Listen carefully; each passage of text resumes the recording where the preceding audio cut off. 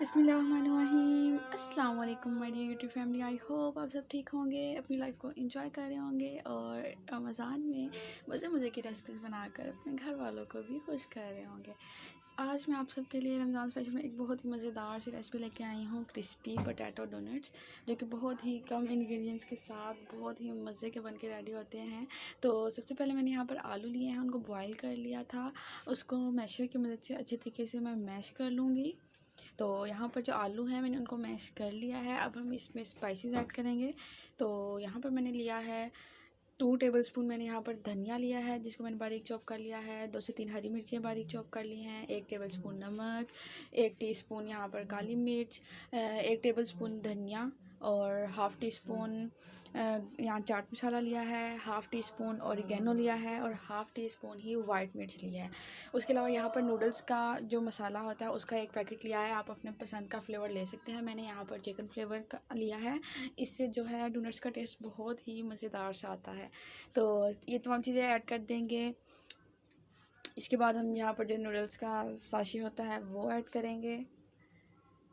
इससे जो है डोनट्स का टेस्ट टोटली चेंज हो जाएगा और बहुत ही मज़ेदार सा एक फ्लेवर आएगा।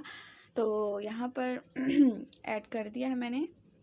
तो इसके बाद जो हम चीज़ ऐड करेंगे वो है ब्रेड क्रम्स। ब्रेड क्रम्स जो हैं, जो हमारे जो डोनट्स हैं उसको थोड़ा फिम करेंगे और बाइंडिंग में हेल्प करेंगे। तो 1 कप मैंने यहाँ पर ब्रेड क्रम्स लिए हैं, इसमें ऐड कर दूँगी मैं। तो ब्रेड क्रम्स के बाद जो हम चीज़ इसमें ऐड करेंगे वो है प्याज।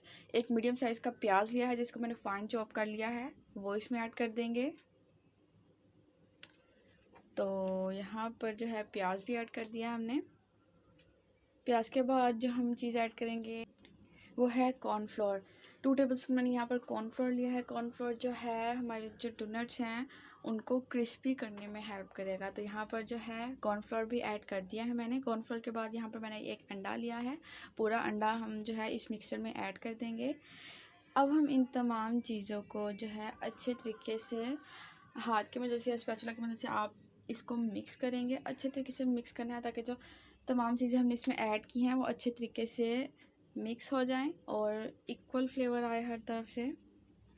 तो यहाँ पर मैं इसको अच्छे से मिक्स कर लूँ, उसके बाद मैं आपसे मिलती हूँ। तो यहाँ पर अल्हम्दुलिल्लाह जो तमाम मिक्सचर को मैंने अच्छे तरीके से मिक्स कर लिया। अब हम इसे 5-10 मिनट के लिए रेस्ट देंगे ताकि थोड़ा सा सेट हो जाए। तो यहाँ पर 5-10 मिनट हो चुके थे। अब हम इसमें से जितने भी साइज़ का आपने डोनट बनाना है आप उतना मसाला लेंगे। यहाँ से मैंने इस साइज़ के डोनट्स बनाए थे, तो इसको इस तरीके से पहले हम प्रेस करते हुए गोल सी एक राउंड बॉल बना लेंगे। तो ताकि जो है इसमें क्रैक्स नहीं होने चाहिए बिल्कुल भी। राउंड शेप बनाने के बाद इसको इस तरीके से प्रेस करेंगे।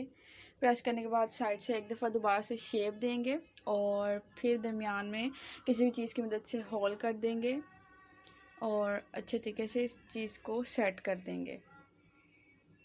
ये डोनट्स बहुत ही मज़ेदार बनते हैं, आप सब ने इसको ज़रूर ट्राई करना है। और इसी तरीके से मैं सारे डोनट्स बना लूँ फिर मैं आपसे मिलती हूँ। तो फर्स्ट यहाँ पर रेडी है। इसी तरीके से तमाम डोनट्स मैं रेडी कर लूँगी। तो अल्हम्दुलिल्लाह यहाँ पर जो तमाम डोनट्स हैं वो रेडी हैं।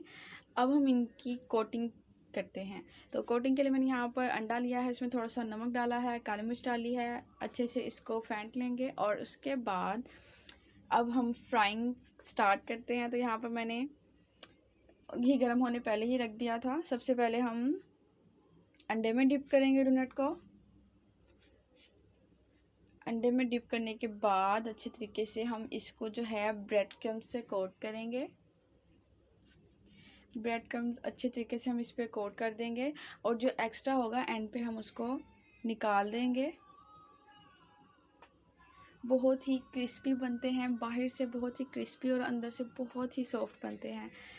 आप सबने ज़रूर बनाना है, इंशाल्लाह आप सबके घर वालों को बहुत पसंद आने वाली है रेसिपी। इसी तरीके से मैं तमाम को कोट कर लिया है यहाँ पर अल्हम्दुलिल्लाह। इसको अब थोड़ी देर के लिए यहाँ पर, अगर आपने अभी इसको कुक नहीं करना तो आप इसको थोड़ी देर के लिए फ्रीज़र में रख दें ताकि थोड़ा सा सेट हो जाए इसकी कोटिंग। लेकिन मैं इसको एज इट इज़ ही फ्राई करूँगी।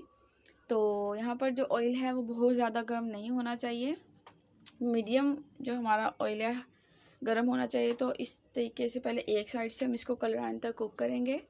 तो एक साइड से यहाँ पर कलर आ चुका है, साइड्स को टर्न करेंगे, दूसरी तरफ से भी इस तरह ही कलर लेके आएंगे।